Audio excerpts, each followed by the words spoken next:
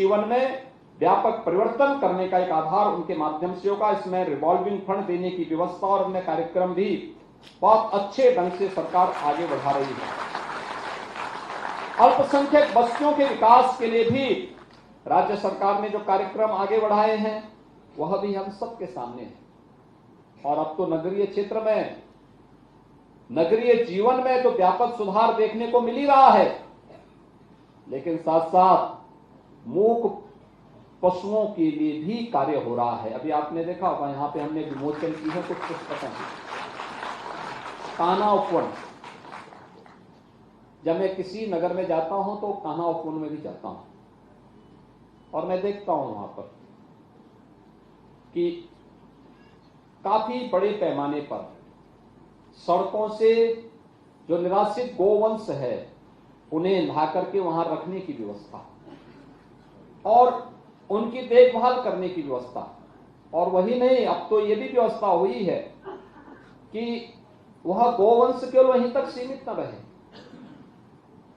बल्कि उसकी नस्ल सुधार के साथ ही हम उसके द्वारा मिलने वाले विभिन्न अवयवों का उपयोग कैसे कर सकते हैं जो उस कान्हा उपवन की इनकम को भी बढ़ा सके, और साथ साथ गोबर से बनने वाले जो उपले होंगे उसका उपयोग अन्य जगहों पर, कहीं हवन करने में, कहीं अंतिम संस्कार की कार्रवाई करने में, कहीं पर किसी अन्य कार्य करने में उसका उपयोग भी किया जा सके। आज यह भी देखने को मिल रहा है और बायोफ्यूल के लिए भी उसका उपयोग हो सकता है। गोबर गैस प्लांट आदि चलाने में भी कुछ जगहों पर तो पेंट बनाने का काम भी यार गाय के गोबर से प्रारंभ हुआ है और बहुत अच्छा पेंट है। आप तो बहुत सारे लोग जानते हैं कि पहले घरों की लिपाई गाय के गोबर से होती थी, और अगर पेंट बन रहा है उससे कोई अपने घर की दीवारों को लिपाई पुताई करेगा तो यज्ञ जैसा पवित्र, मंदिर जैसा पवित्र उसका घर हो जाएगा, किसी पवित्र धर्मस्थल जैसा उसका घर भी हो जाएगा। और यह कार्य आज यहां पर तेजी के साथ आगे बढ़ाने की कार्रवाई चल रही है। इन सभी कार्यक्रमों को आगे बढ़ाने का कार्य आज प्रदेश के अंदर आगे बढ़ रहा है।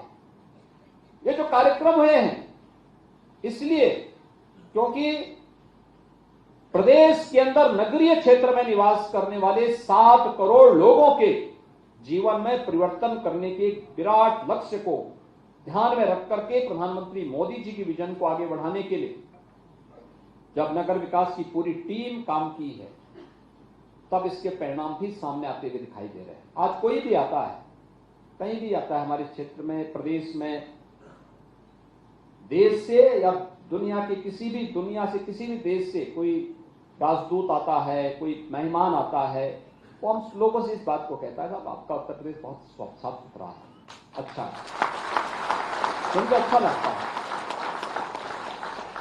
नहीं तो पहले क्या होता था, लोग आते थे कहते थे साहब बहुत गंदगी है, हम लोग भी देखते थे, लेकिन आज उत्तर प्रदेश साफ सुथरा दिख रहा है। साफ सुथरा है तो एक तरफ सफाई है, दूसरी तरफ सुरक्षा भी है, और सुरक्षा है तो फिर जहां सुरक्षा होगी, जहां सफाई होगी, वहीं तो समृद्धि भी होगी। ये सब एक दूसरे से जुड़े हुए हैं। कोई अनुमान कर सकता है कि उत्तर प्रदेश में 35 लाख करोड़ रुपए के निवेश के प्रस्ताव आएंगे? आए ना, विकास होगा ना, उत्तर प्रदेश के युवाओं को नौकरी मिलेगी ना। ये सभी कार्य एक दूसरे से जुड़े हुए हैं।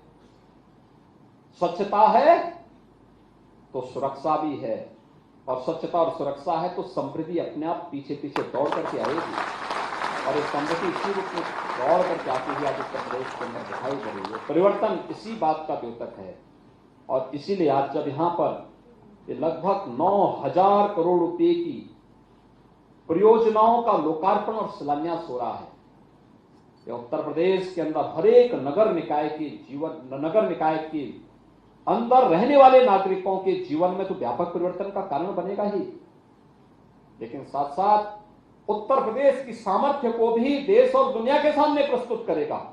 उत्तर प्रदेश ने जो ठाना था $1 ट्रिलियन की इकोनॉमी बनना है तो उसका आधार हमारा नगरीय क्षेत्र बनेगा। 7 करोड़ की आबादी के जीवन में परिवर्तन करके हम लोग इसको आगे बढ़ाएंगे।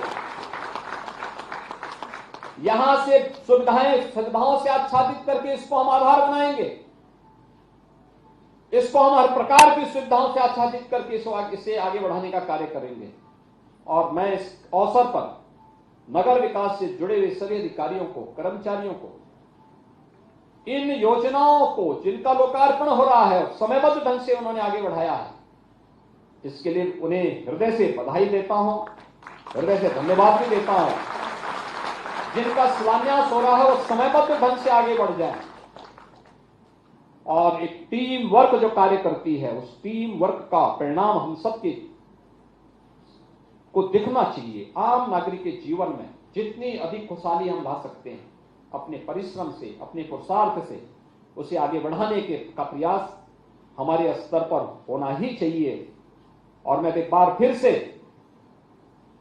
जो अब तक आउटसोर्सिंग के नाम पर सफाई कर्मियों का शोषण की प्रवृत्ति चली आ रही थी, इसको पूरी तरह बंद करवाने और इनके जीवन में इनको अच्छा मानदेय मिले, इनको वास्तव में सम्मानजनक जीवन के साथ जीने का अधिकार मिले, इसके लिए सरकार पूरी तरह के आपके साथ में है। क्योंकि बहुत कठिन कार्य है, बहुत कठिन चुनौतीपूर्ण कार्य आप उठाते हैं। जब लोग सोते हैं तब आपके हाथ में झाड़ू होता है, साफ सफाई करते हुए घर के अभिभावक की तरह। यही तो व्यक्ति देखता रहा है कि दूसरों की सुविधा के लिए अपने आप को होम कर देना, दूसरों को स्वास्थ्य के लिए, दूसरों की सुविधा के लिए अपने आप को लगाना। जब आप ये कार्य करेंगे तो आपके लिए भी सरकार हर प्रकार से आगे बढ़कर के आपके संरक्षण करेगी, आपको सुविधा उपलब्ध करवाएगी। इसके लिए सरकार आपके साथ में है। मैं एक बार फिर से आज यहां पर 8,600 करोड़ रुपए की इन सभी परियोजनाओं के लिए, 8,700 करोड़ रुपए से अधिक की इन परियोजनाओं के लिए पूरे प्रदेशवासियों को हृदय से बधाई देता हूं, हनुमत जयंती की शुभकामना देता हूं और विश्वास व्यक्त करता हूं कि जीवन में बजरंग बली की ही निष्ठा हमारे मन में होनी चाहिए। भाइयों बहनों, जहां भक्ति है वहीं पर शक्ति भी है। बिना भक्ति के शक्ति नहीं आती है। बजरंग बली ने भी अपने जीवन में यही सब कुछ हमें संदेश दिया है। ईमानदारी के साथ, पूरी तन्मयता के साथ जो कार्य दिया गया है उस कर्तव्य का निर्वहन करना। प्रधानमंत्री जी ने आजादी के अमृत महोत्सव के मुख्य उद्बोधन में इस बात का उल्लेख किया, पंच प्रण की बात की थी। पंच प्रण में अंतिम प्रण जो था वो नागरिकों के कर्तव्य का भी है, यानी विकसित भारत से लेकर के नागरिकों के कर्तव्य तक। विकसित भारत तब होगा जब हर नागरिक अपने कर्तव्य का निर्वहन करेगा। और मुझे लगता है ये कर्तव्य भक्ति का प्रतीक है। जब हम पूरी निष्ठा के साथ अपने उत्तरदायित्वों का निर्वहन करेंगे तो भारत शक्तिशाली होगा। इसमें किसी प्रकार की कोई बाधा ही नहीं है, कोई बाधा नहीं है। नहीं तो भारत की आबादी 140 करोड़ की और पाकिस्तान की तो आबादी मात्र 22 करोड़ है। रोटी के लाले पड़ रहे हैं 22 करोड़ की आबादी को। भारत 140 करोड़ लोगों को 3 वर्ष से फ्री में राशन उपलब्ध करा रहा है। कहीं कोई समस्या नहीं, फ्री में वैक्सीन दे रहा है, फ्री में उपचार करा रहा है, विकास की योजनाओं को धड़ल्ले से आगे बढ़ा रहा है। नई नई चीजें, कहीं एयर कनेक्टिविटी दे रहा है, कहीं मेट्रो दे रहा है, कहीं रोपवे दे रहा है, कहीं स्मार्ट सिटी दे रहा है, कहीं अमृत योजना के अंतर्गत सिविल लाइन बिछाई जा रही है, हर घर नल की योजना को साकार कर रहा है। और जिस गरीब के पास किन्हीं कारणों से आवास बनाने की सामर्थ्य नहीं है, सरकार उसके साथ में है। प्रधानमंत्री आवास योजना उसके लिए खड़ी है।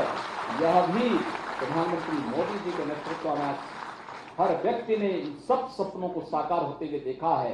तो हमारा भी दायित्व होना चाहिए कि हनुमान जयंती के अवसर पर, हनुमत जयंती के अवसर पर ये कार्यक्रम हो रहे हैं। सरकार आपके लिए घोषणा भी कर रही है और मैं चाहूंगा कि हम भी उसी भक्ति, उसी निष्ठा के साथ, बजरंगबली की निष्ठा के साथ अपने को जोड़ते हुए अपने कर्तव्यों का निर्वहन करेंगे। जो जिस क्षेत्र में अपने कर्तव्यों का निर्वहन करेगा तो अवश्य हम शक्तिशाली होंगे, आप शक्तिशाली होंगे। इस विश्वास के साथ मैं प्रदेशवासियों को 8,700 करोड़ रुपए से अधिक इन परियोजनाओं के लिए हृदय से बधाई देता हूं। नगर विकास को धन्यवाद देते हुए आप सबके प्रति अपनी शुभकामनाएं देता हूं।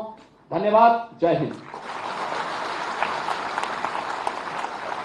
बहुत बहुत धन्यवाद माननीय। आप